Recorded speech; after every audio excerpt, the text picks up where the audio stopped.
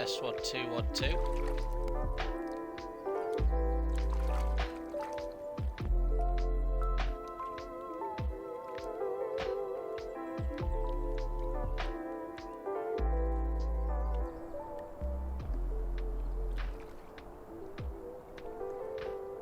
Test 1 2 1 2. And again. There we go.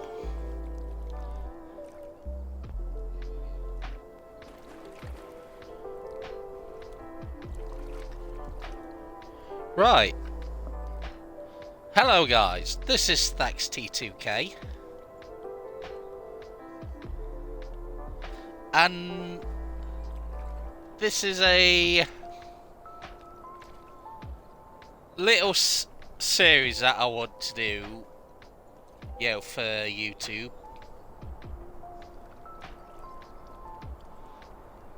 And it's just basically, talking about, stuff. Could be things that I'm into, I'm passionate about, stuff that's in the news, and I want to give my thoughts to things. Just talking really. Anything that's on my mind, or anything I want to talk about. And the Placid Duck Simulator. Plastic Duck Simulator is a lovely game for it. Just to, for the backgrounds for stuff.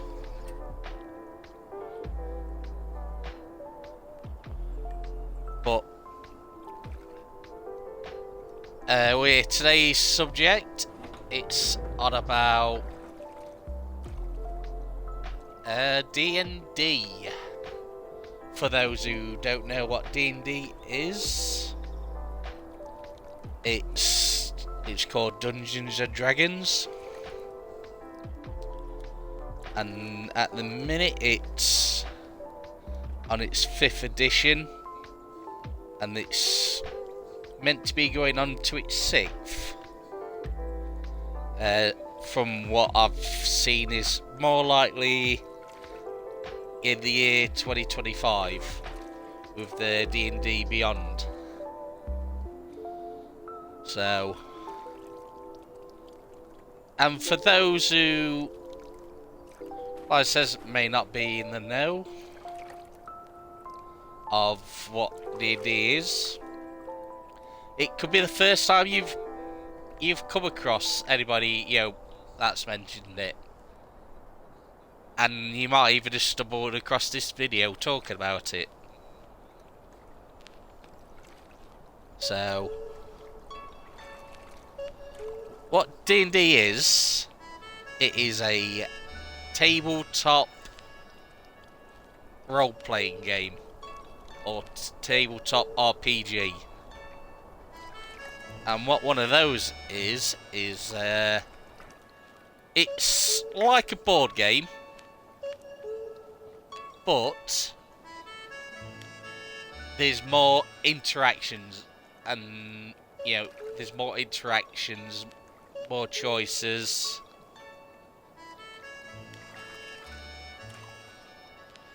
Enough floated, let's skate. Yeah, so I'm getting distracted. It's where you can interact, and to tell a story. Either be through the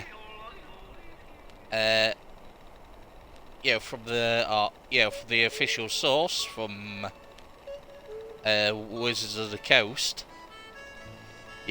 books, or it could be some, like a area that, someone's, created, like lore and everything, all about, non-official source stuff. So it could be, let's just say, there's an anime that you like and you want to relive that adventure through D&D. So I can create a scenario and a story all about that. So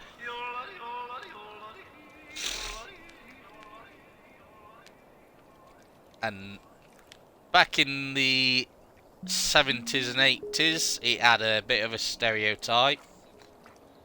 First of all, it was like we're pure, you know, Poindexters, you nerds would play it, your pencil necks. And also, you know, and obviously there was the old D&D Satanism, you know, malarkey from the, you know, from the Christian outcry of things. Because those who play D&D worship Satan. But, and like I said, it was a, well, stereotyping. And it's so like, in the 2010s, where it kind of pushed back against, you know, that stereotypes, you know, typing, and, you know, quite a few, like, famous people started to play it, and it started to get the, you know, like, mainstream treatment, you know, like a fad. And obviously that's where things started to, you know, pick up for the game. Like I said, at the minute it's gone through 5 iterations. You know, 5 editions. So obviously you got like the original 1st edition, and as time goes by, it went through its 2nd edition, 3rd edition. I think it was 3.5. Well, 1st edition, 2nd edition, 3rd edition, 3.5, 4th edition, 4.5, then 5th edition.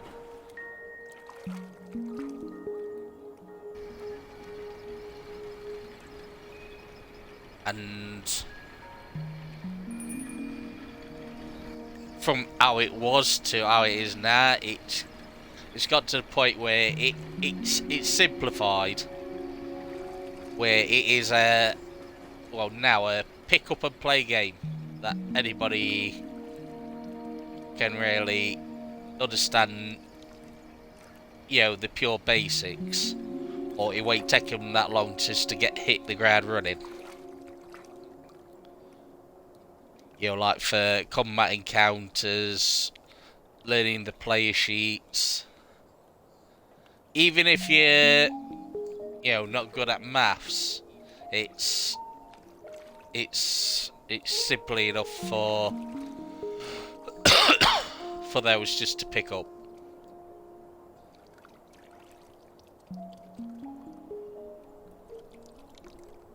Right, that's the, you know, that stuff out of the way. And hopefully that's, you know, got it, you know, made it a bit more understandable of what D&D is. Let's talk about my foray into D&D. Also, as I'm talking through this is going straight from the top of my head. This isn't scripted, because I'll be honest, writing stuff down absolutely terrifies me, and I'll be honest, I'm surprised that I write anything down during the D&D, to be honest, because I hate writing.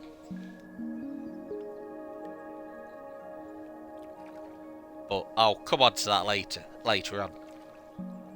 But yeah, my foray into D&D. I yeah, I heard D&D was a thing, but I never ventured into it. But during you know, yeah,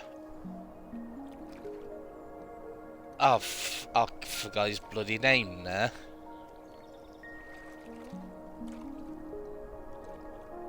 Why, why do I keep thinking of his actual name?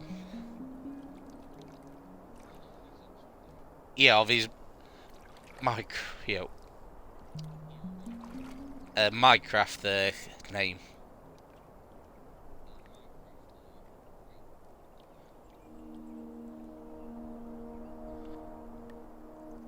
Right, if I do that, I'll find it when I find his channel art.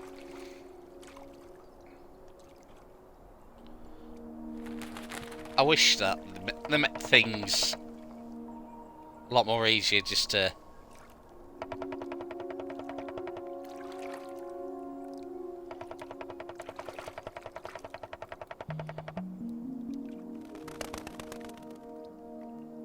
that's... Yeah, I remember his name. Rob. Because I'm thinking of Bruce Willikers, that's what I think it was. But there's there's someone on that used to do a lot of... Well, he's doing a lot more Minecraft stuff again. With Dwarfs versus Zombies. And he created like a little series called Unforgotten Realms. Which was like he made into like a comic and now animation for YouTube, where someone who comes into the game not knowing anything about D&D created a character and says, I want to be a lumberjack, and I want to, chainsaw nunchucks and everything like that. Yeah, absolutely oblivious to what what stuff was in there, and his friend who's fully into the game, he's like, oh, you want to play a game? Oh, you're not allowed to do that, Rob. It's like, yes, I can. It says here in the official rulebook, and he pencils it in. But it's stuff like that that got me not into D&D exactly then, but obviously that game and his animations, for it, and storytelling, absolutely phenomenal. Because it's mostly all funny, but obviously there's a few serious bits and bobs. But that was like his creation, his baby. Taking like bits and bobs from Dungeons and Dragons. Because if I can remember D&D, it's called the Forgotten Realms. But so he called it the Unforgotten Realms. But many years, went on, and he decided to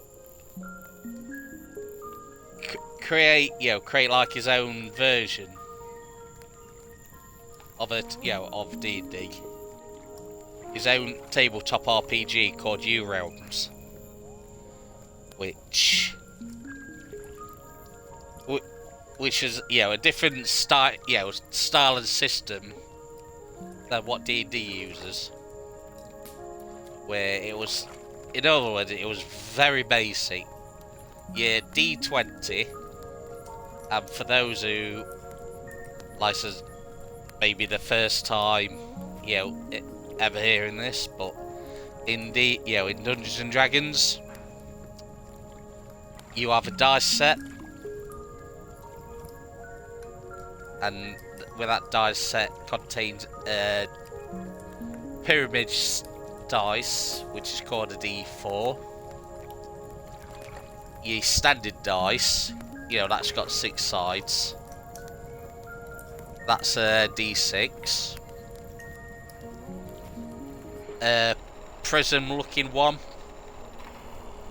or you could say a gem-looking one.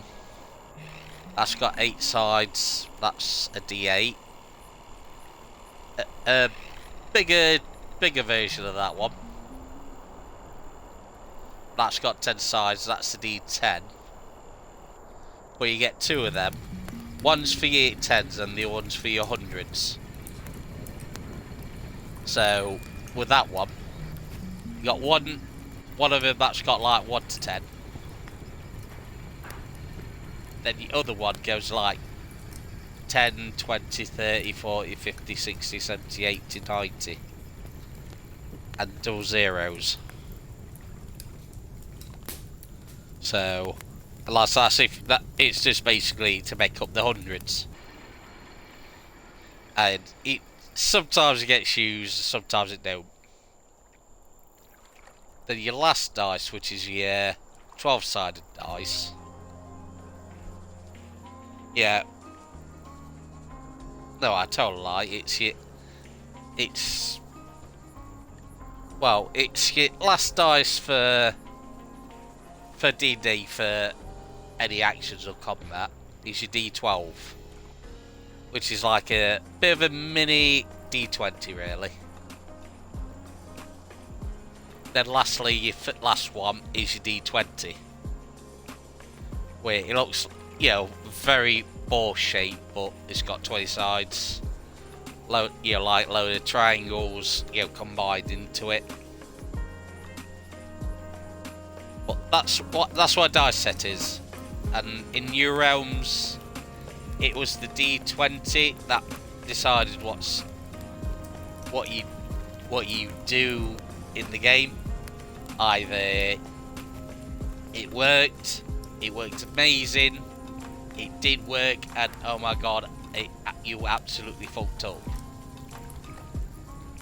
So, and the other thing as well, speak about lumberjacks, it must have heard me. It's Sir Smoopy in Duckfall. But yeah, with New Realms it was more card based as well, where each of the classes had certain cards and they could build the character around that. And as the adventure goes on, they kept building the character with either items to make him more stronger or give a health boost. It was a great basic system, and it was stuff like that. He did he streamed on Twitch and using the tabletop simulator as well. It was that I got absolutely hooked into not only that, but decided to take a plunge into looking at D&D. And there's a load of people that their first look into D&D is through Critical Role or High Rollers.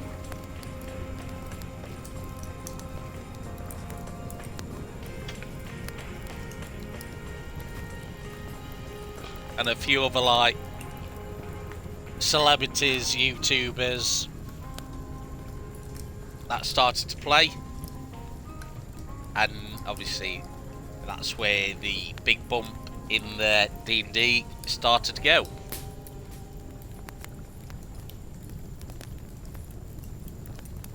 Well, yeah, that's where, the trend, absolutely skyrocketed. And like with 5e being ever so simple, it got people addicted.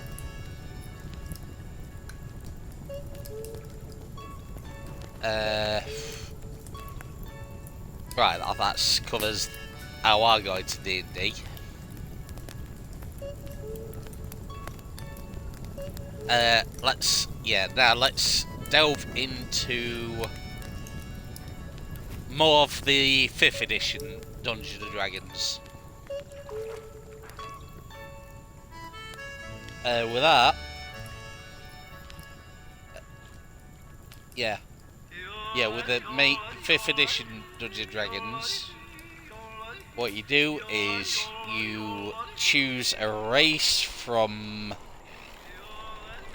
what's been selected.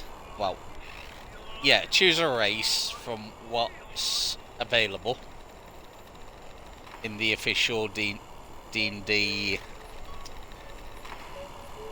source books. What else is there? Yeah, obviously there's your race. They can choose what class you want. So you could be a fighter. Right. I'm going to go through all the classes, because if I go through all the races, there's so many now. But, for your classes, you've got your fighter, you got your barbarian, you got your rogue, you got your monk. You got your ranger. You got your paladin, druid, warlock, sorcerer, wizard.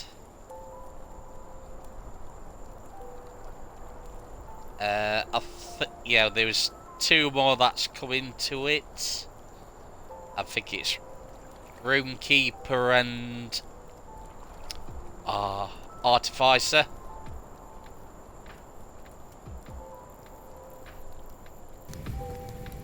And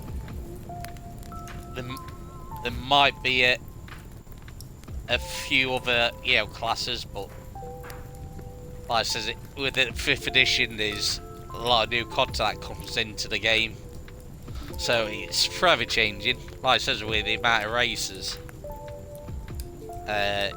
In the basic version of D&D, you had your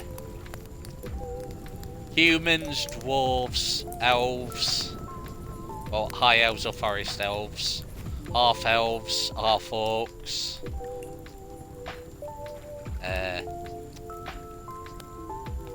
dwarves, halflings,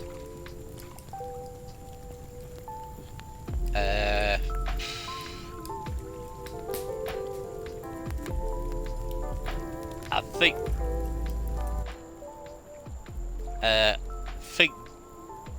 Goblin might have been in there as well as a basic, race. But you've got like as they advance, you got your Aarakocras, which are like the bird people, Owlkin, that are bird people, Tabaxis, Tigerkin, Bugbears, not Owlbears, but I'll tell you that story later on. Owlbears, Bugbears, Full Orcs. There's Warfork, licenses. There's a load of races to choose from, and that's like your first 2 things that you just need to do is really like choose what race you want, then choose what you want to play as. Then you can start to build on that, like with your background.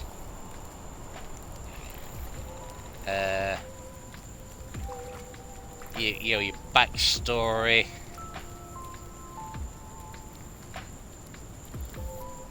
And that's really all you really need for that. But obviously you will need a Dungeon Master or Games Master. Yeah, they are basically the storytellers of the game to, you know, obviously create scenarios, you know, for the players. And obviously for the Dungeon Master, you know, for the Dungeon Master as well. You know, to try and make things as exciting, not only for himself, but obviously for the players as well. Well, him, herself. Whoever the Dungeon Master is. But they're the key components. You can't just... Well, you could actually, you know, do it solo if you want to. And it's been done before. But it's usually a good thing where it's you get like a group of people together and you can really go to town and have a lot of fun. But they're the basics that you need to do for Dungeons and Dragons.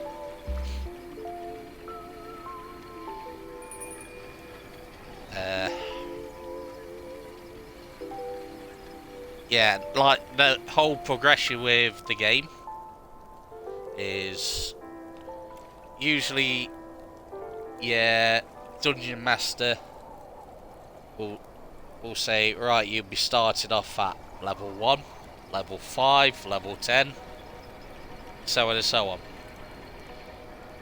They kind of set the stage. If you, and like I said, if you start from level 1, obviously you progress through the levels to like 2, 3, 4, and 5, so on and so on. And the class that you take will start to get like extra benefits as well as you progress. It could be like perks from a subclass, making your ability stronger. You can even like pick up like different traits as well to either to aid you in other specific ways.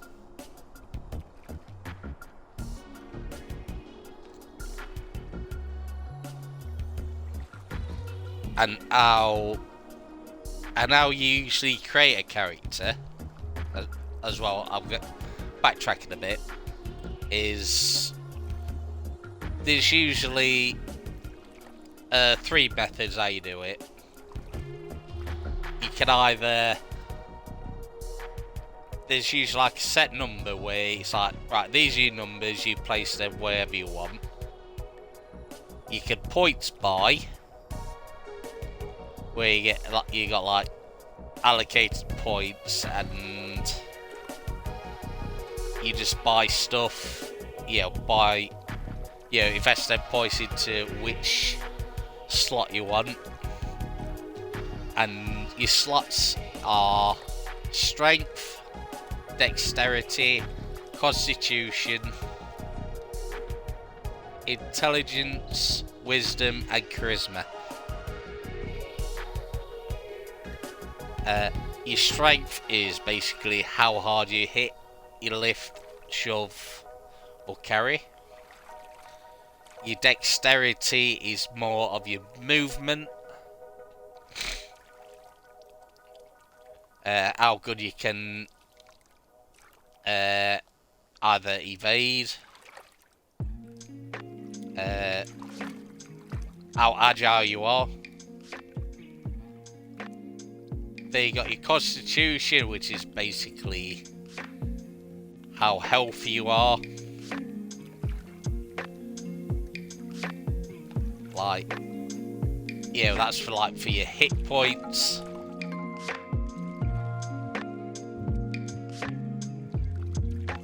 What else was it? Yeah, your intelligence to see how smart you are. And all this will actually link onto your skills as well. That each class and race will have, allocated. You got your wisdom to see how.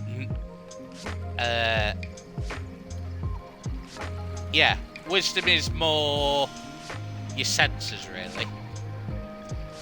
Like how good you can see, how good you can see, how good you can smell, how good you are at remembering stuff. And then you got your charisma. It's like, how good you are at deceiving, talking the gab, trying to flirt, get information from people, stuff like that. So that's where you can put your points in for that. But the most, the common one that is really gets used, and it's the best system really, is you roll for stats. And how you do that is you roll 4 dice and you go with the top 3 dice rolls. You do that 6 times. So you got like 6 numbers.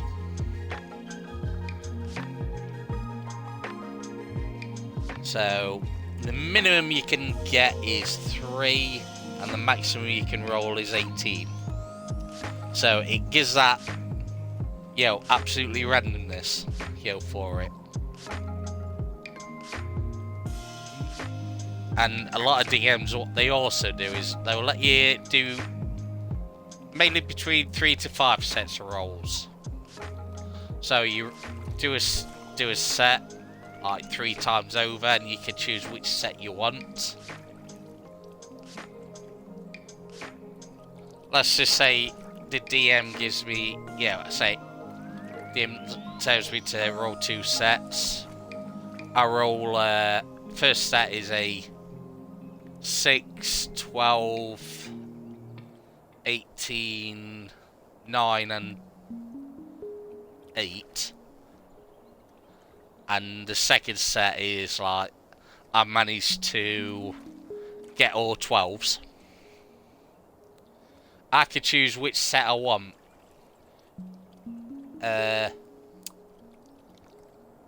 For just to be jack of all trades, I'll go with the 12, but if I want to go for more chaotic and YOLO, I'll go with set 1. So it's stuff like that for you, how you kind of form your character. And it's also that it really helps just to go, I want to play this. I want to play, this class, but with these stats, I want to change it, which you can do during the building process. But as soon as you built your character, got your stats, you forward it onto the DM with your backstory, and that's how they can take that and put it into the game. The world that they created, either from the source books or from the homebrew world. And that's where the story begins. One of the main aspects for for plays is the DM isn't there to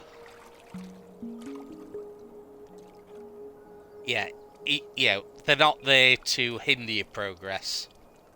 It's not like you versus the group of you versus the DM. they are like the referee of the world. So, and they try to keep that, story going. So you work with the DM, and they, and I don't be like work with the DM is like, oh, DM and me versus you lot. I mean stuff like, you got any ideas? Bounce to DM. It could be like a group thing. It's like, oh, it'd be cool if we could do that. It's like, hey, I like that idea. I'll put that into the next game. Or if it's like personal, it's like, oh, I'm thinking about my character to be like this.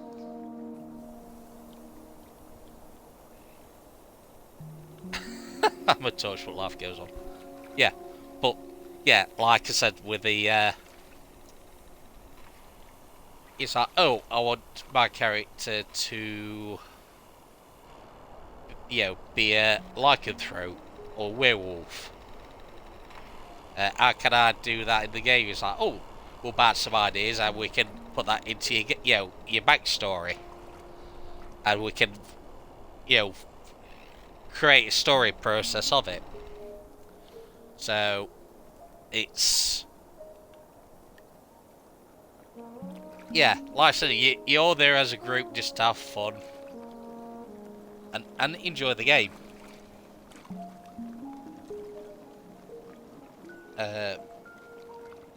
Right, that's that one. That's he's actually dethawing. Nice. I'm getting distracted. Sorry. I covered that bit. Created a character. The DM's role, the Game Master's role. Yeah, the next thing is like best ways to play it. The best experience will always be in person.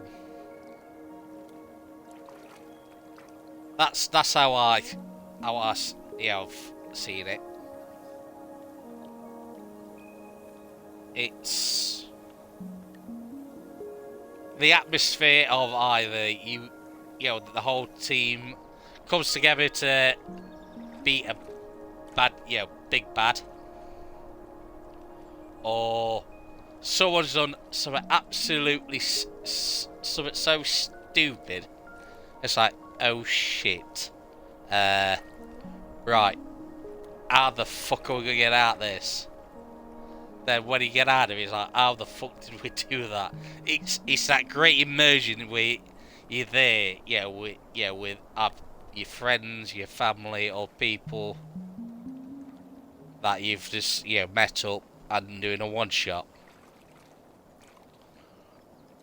Yeah, and you can talk about that experiences. During the COVID era, where it kind of made people to play D&D online, and with that, it was okay, but you just didn't get that that feel, that pleasure, and just looking at other people on the either just hearing the voice or through webcam. It kind of made it quite a bit dull for that.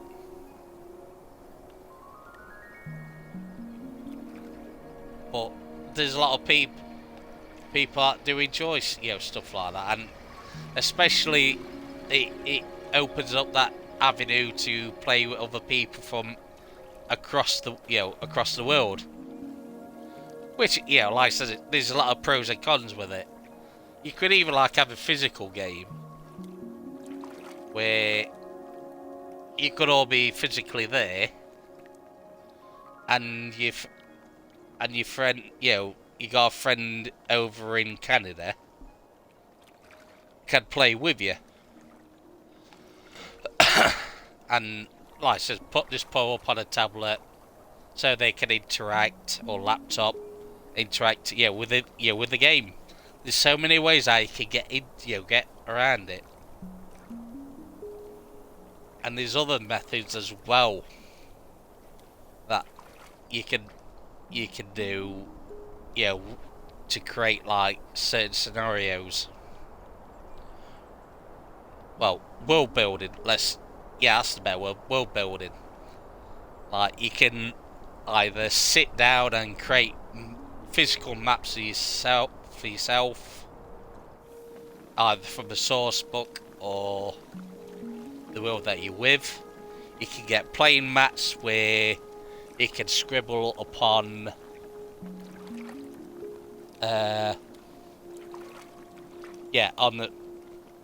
on the play mat just to create like the dungeons, the battle area, or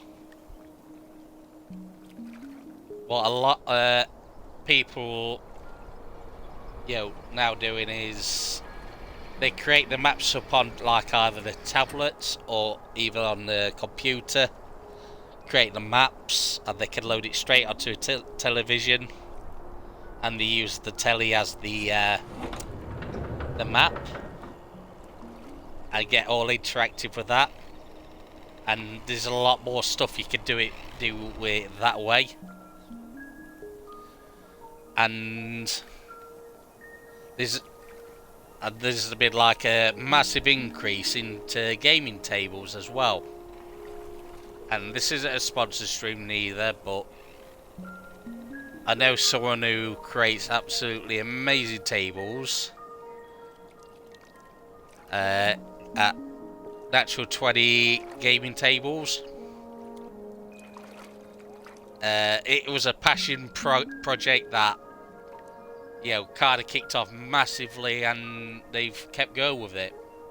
The tables look absolutely amazing, and they are fully customizable for to whatever you want. If be it a little coffee table to a big dining table, they'll cater.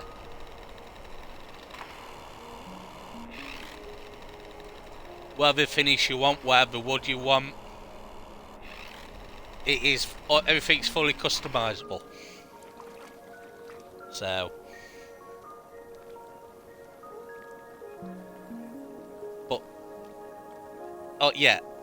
license where you can do a lot of stuff on telly, and you can put your figures on the television if you, let's say, if you got like a spare OTV and you lay it on its back. There's loads of ways how you can do things. So, and license that option, or brings everything open up again to a lot of people. Because I know that there's also like the other way of like visionary scenarios where they don't draw anything up, and they'll say and do stuff like well, you just gotta do it in your mind, from your mind. You gotta visualize it, and that's something I can't do for love of money. I need to see what I'm doing.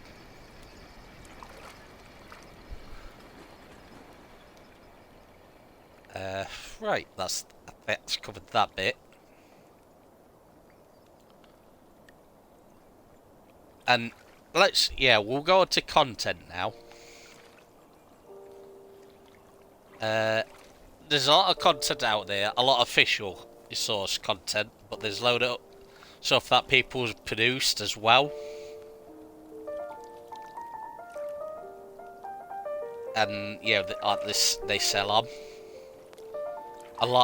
lots like it could be based from like an anime, a computer game, and even I think it like 3.5 edition, where they actually they did an official World of Warcraft source book. So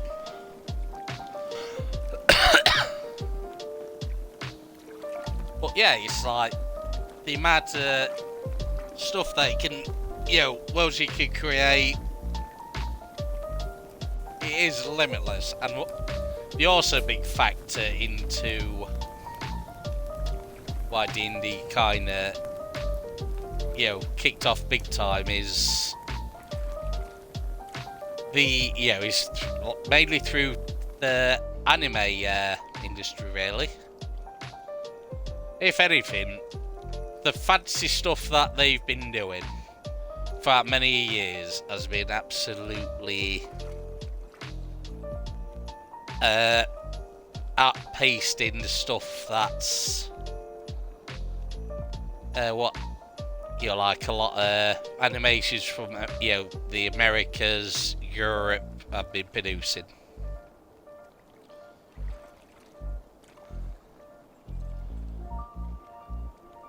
The fantasy genre. Because if anything, it was mainly all the 80s stuff.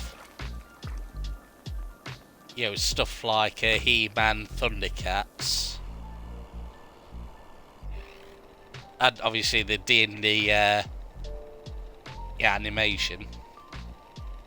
That was like the only big fantasy names that's coming off the top of my mind. That's actually been made in America or Europe. Where anime, there is just so much, and a lot of people are, I could play this anime character, for this. And one of the great examples for that is Fairy Tail, that's how I created my first character, Dagon Dragneel. Apparently, Dagon is like a character in another gaming franchise or something like that. I can't remember what game it's from, but it's something that I kind of did a random Dragonborn name generator and kind of went on the name off that. But I use like that as my first. Use that to create my first character. And I'm going back to working with your DM. Because there isn't like... there's a race called Dragonborn. But, obviously... it wasn't something that I had in my mind. But, I worked with the DM and say like every level... I get created like dragon parts. Like say, or like a human, but as I move up level, I start to convert into like a Dragonborn.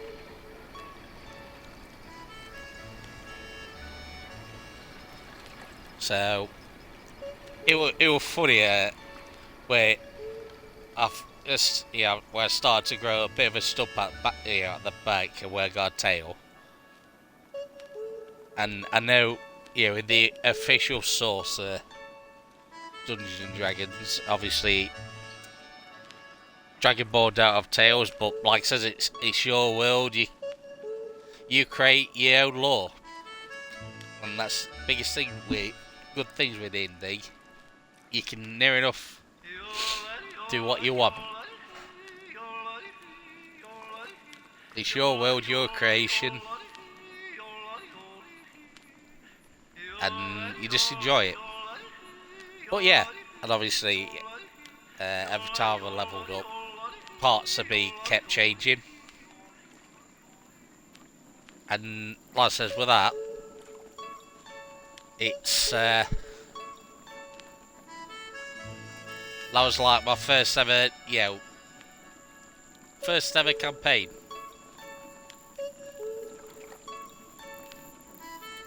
And another thing else, I'll go on to that later on. But I'll cover that. But like I said, in a D&D campaign, it's more likely you're gonna have some new players mixed in with some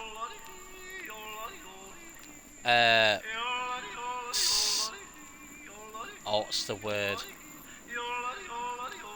Yeah, new players, people who's been playing it for a while and testing out new stuff, and well-seasoned, players.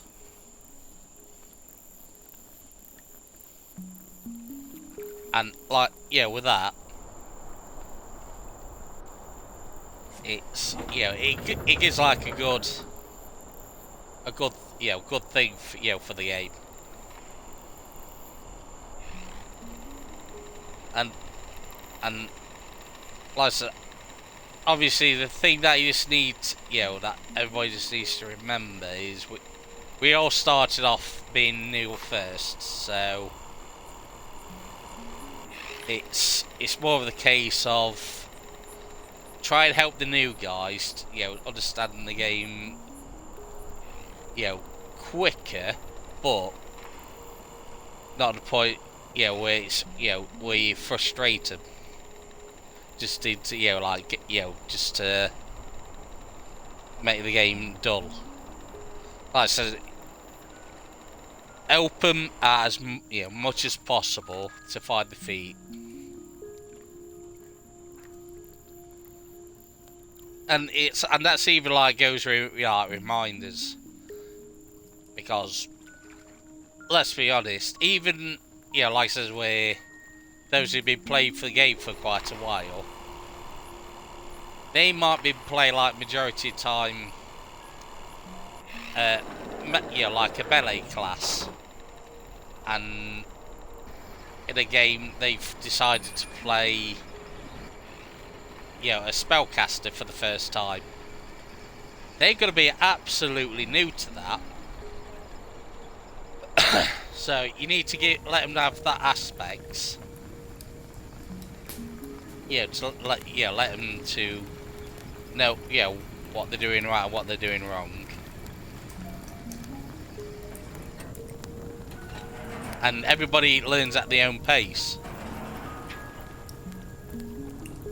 Hell, I played a warlock because it was the first time,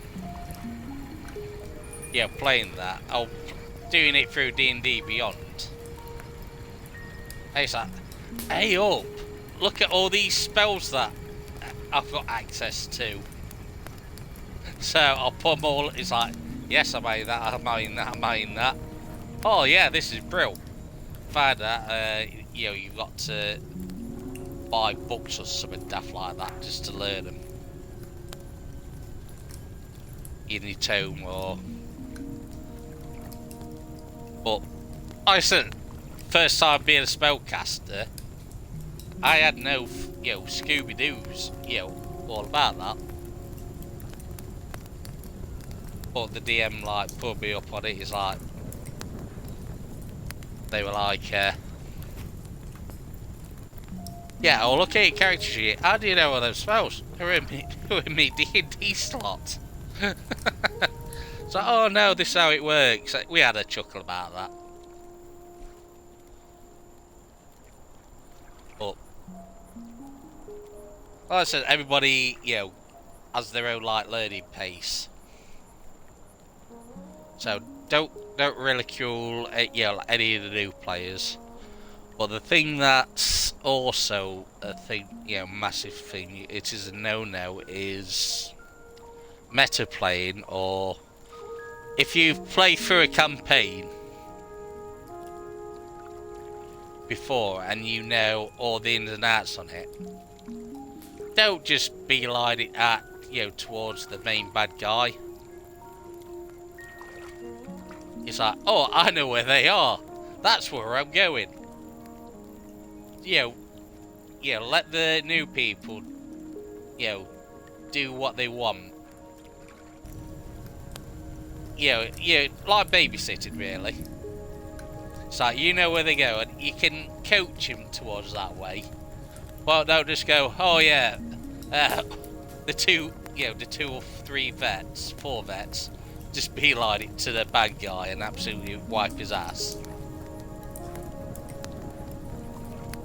Whilst, the 2 new players are at the entrance picking their bloody noses.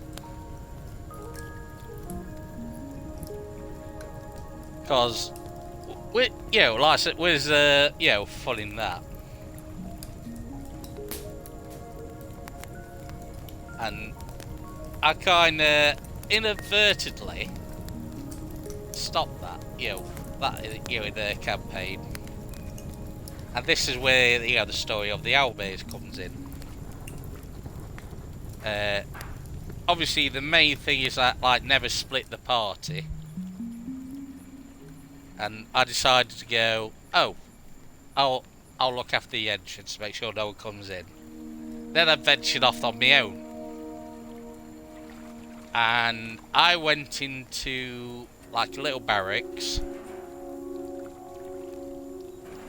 And this is where the DM accidentally got the wrong, look at a different character's, stats. Well, monster stats. Obviously there's meant to be 3 bugbears and a goblin. But at the stat blocks, they accidentally, looked at the owlbear stat block. So I went in on my own, and next thing, the whole team banded back together, stopped what they're doing. It's like, oh crap, I've done something that I didn't mean. Well, I was just exploring, but it was a very dangerous situation. Because owlbears against, I think we're level 2. Yeah, level 1 or level 2 characters. Either one he's got to rip me apart. There's 3. But we managed to beat him. It was not an easy fight. The amount of times that we went down and got back up again, we managed to beat him. And fair credit to the DM, it's like, they said, crap, I looked at the wrong stats blocks, but obviously you've beat him, so I've got to, do the, I'll give you the XP of what you've just done. And I think we shot from level 1 to level 3. Or I think we're level 2 to level 4.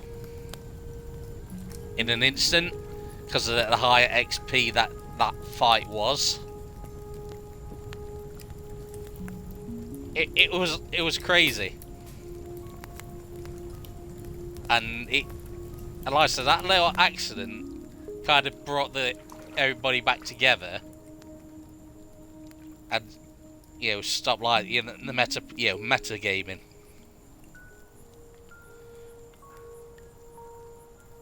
Because I've not like the meta play, but I've actually been like the senior player, with a load of new people that had played the game before, and I played it like I let them do what they want, but I stepped up to do stuff that need to get out of a sticky situation. And this is also going down to relevance, where I kind of played a little bit because I know like how douchebag of Mir was, and I'll play to what my character is like with authority figures. And I says, I'll walk up to the Mir and I kick him in the knackers. I natural 20'd. And with I says, I hit, I think originally I hit the, me. But, like I said, with NPCs, I think they only got, like, very low hit points. And me being a monk, got the max 20, for Dex. I was at, I think we were +5. That alone, that alone killed the mate outright without putting the modifiers on. Like, I think during the time it's like, whatever you do, your max, your maximum damage is ×2. So it would have been a D4. So that would have been 18 points of, bludgeoning damage. I would have evaporated the mare with a punch. Fist of the North Star style. But the DM were like, you may want to change some of them words, and the message like, only 4 HP. I'd kick him in the knackers. And basically castrated him. But it is, like I said, it's that reminiscing, of past events that makes the D&D campaign, campaigns really fun. And that's one of the great aspects of, the game.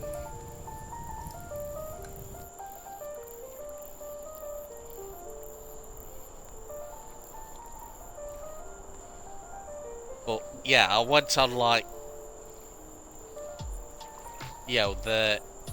brought up the thing with the power players. Also, there's also like power DMing as well. And that definition means is like power mad, where they'll create, they'll create a scenario just to like, to kill off a gate. If they decided they've not had, they've had the toll with the players, and they don't like it anymore, they'll create a scenario where they will kill off the game and end it there and then. So they stroke their own ego and all that lot. Fortunately, there ain't many of them. I say the ratio, there ain't many of them out there. But obviously it's like working together. It's like if the DM's not enjoying it, obviously, they need to speak to the player characters, but also the DM needs to also realise is the amount of knowledge that's on the table. Like, says you'll have some like people who's barely touched D&D, and you can't be expecting them just to understand stuff. Understand stuff like a lot of common house rules. Well, a lot of rules of like D&D. It's that feeling out process. You just, I'd say if you're a pro player, it's like yes, they know the line, but obviously new players don't really know when when to stop and just need to like take to one side and say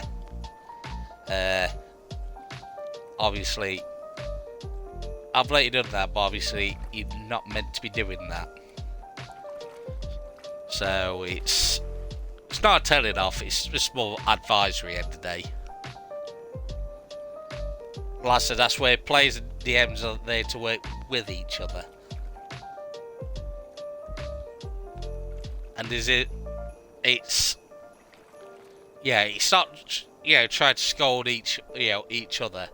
Because there were even times where it'd be the first time someone's ever DMing, and they've been playing the game for so long, they'd even like forget like aspects of stuff. Like I said, it's there just to to work with each other. And one of the great ways to start DM is to do like one shots. What one shots are is a scenario. You create like a little mini adventure, and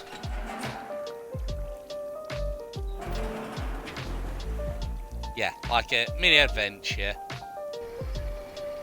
and you get you go from A to C, and it usually takes like one session or maybe two.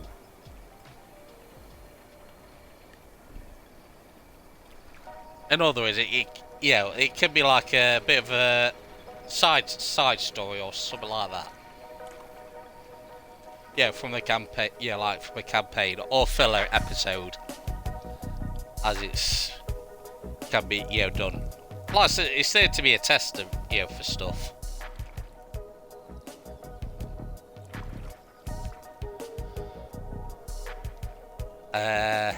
Right. I've gone through that. Past scenarios.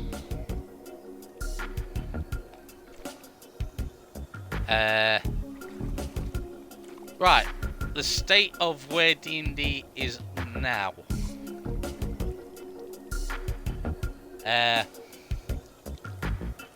I says, we Dungeons and Dragons. Obviously, it's a game where it's been influenced by a load of other people. And which can be a good thing, and it can also be a bad thing as well. And it's trying to meet that middle ground of like all the players in the game. There'll be players out there that's absolutely love the combat aspects of things and not very well into RPing.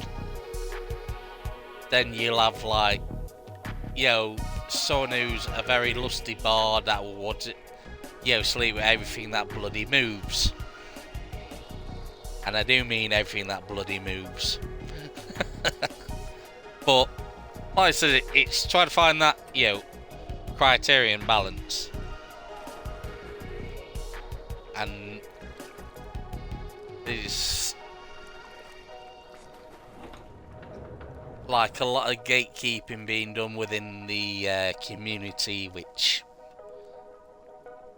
I'll be honest, this shouldn't be end of day.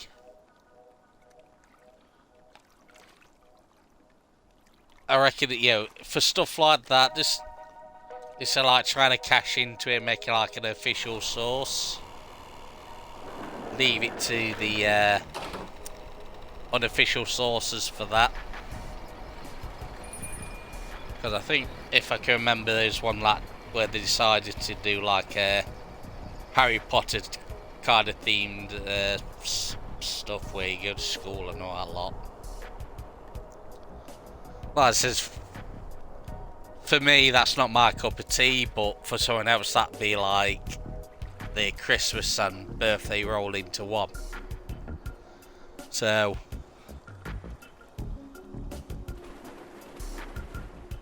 and the thing that what should be kept out of D&D is politics.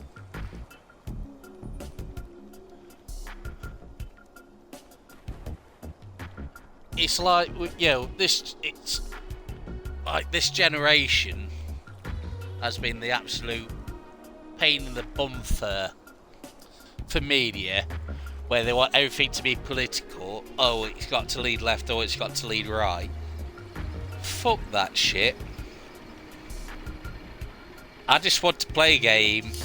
I would leave politics at the door, and I want to Lose percent in fantasy.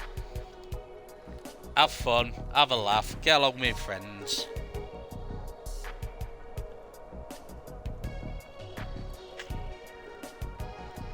Great, brilliant memories before leaving and getting back to the, the bullshit of tomorrow.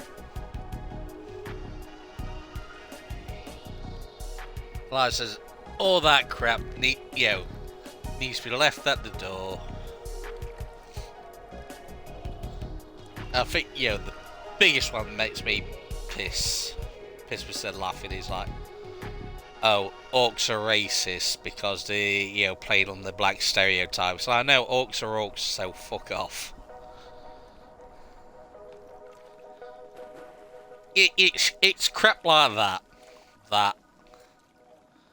That really not only pisses me off, but a load of other people off as well.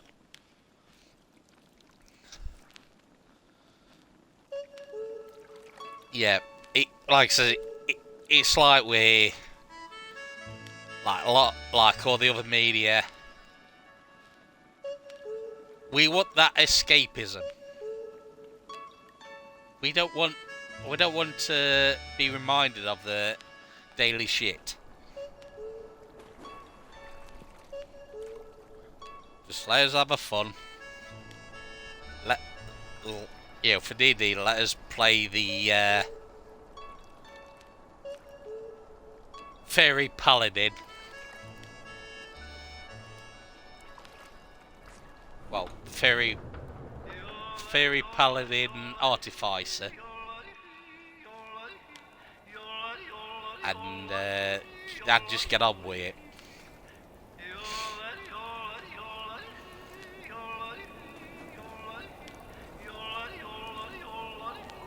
I think that's about it. That's all I've covered for D&D. I think I got the aspect, but it's really a game that you can really, look into. There's plenty of videos out there, going for like campaigns. I'd highly recommend, well, if you want to see like a basic aspect of that, go to Bruce Williker's channel, or Your Realms, or look on YouTube for Unforgotten Realms. Like I said, it's a comic aspect series for that.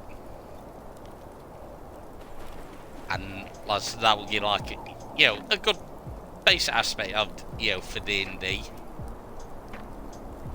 and to really get that fantasy going. In the UK, there are quite a few gaming places that you can go, but like I said, some may cover playing D&D, some may not. Or it might be the case there's a gaming centre, even ask the shop owner who lets people play games, say, oh, is it okay if do like a D&D campaign here? And talk to them. They may say yes, they may say no. There's like groups out there that you can join. So it's limitless. And I know that there's a load of applications out there that it's longer than my wrist. Also, the other thing as well I forgot to mention is like the price aspect of things for D&D.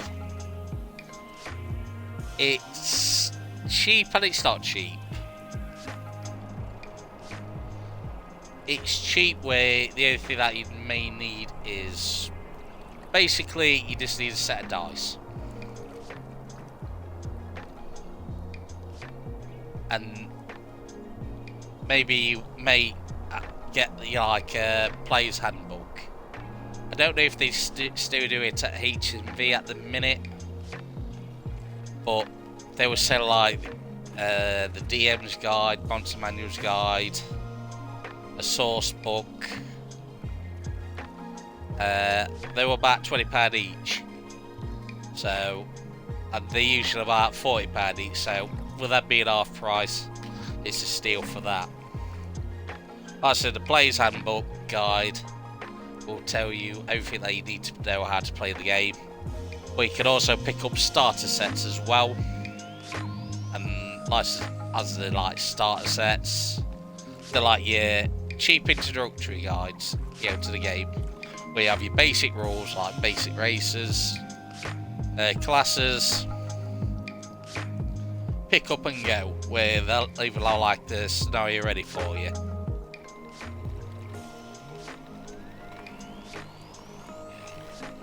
But you can, there's plenty of places on the internet that you can get sources from.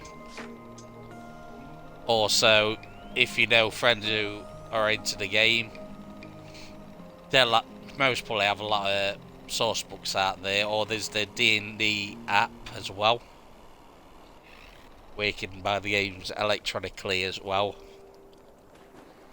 And there's, you know, the good thing about the D&D Beyond app is if you don't want to buy the full book, you can buy the components separately for it. So if you just want the races, you just buy the races. If you want the spells, you just buy the spells. If you want a monster from a certain book, you just buy that monster for your campaign. You know, for the, you know, blocks. So, and instead of going, oh, you bought that, but if you want the book, you still have to pay the full price. It's not like that. If you buy components out of the book, that price will drop.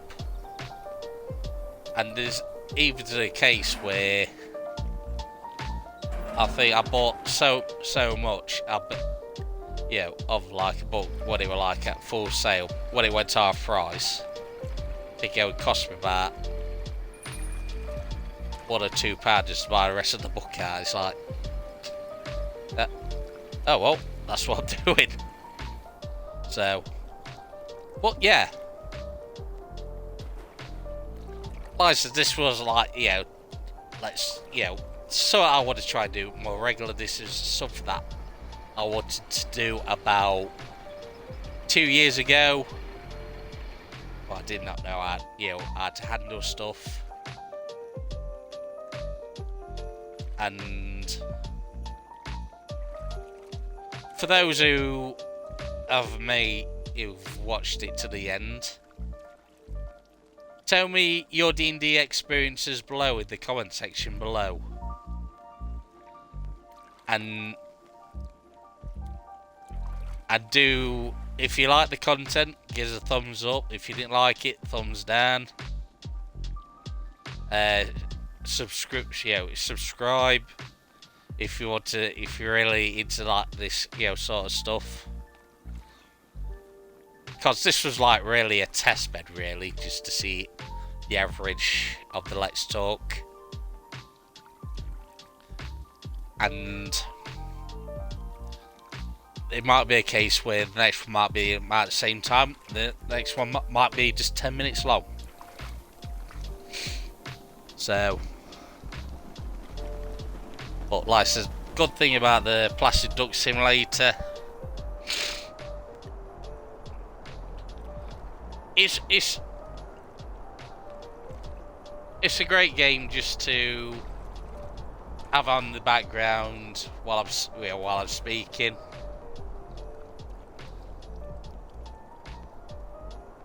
And yeah, I think I've covered everything. But for now, this has been Thax T2K, and I shall see you next time. Bye bye.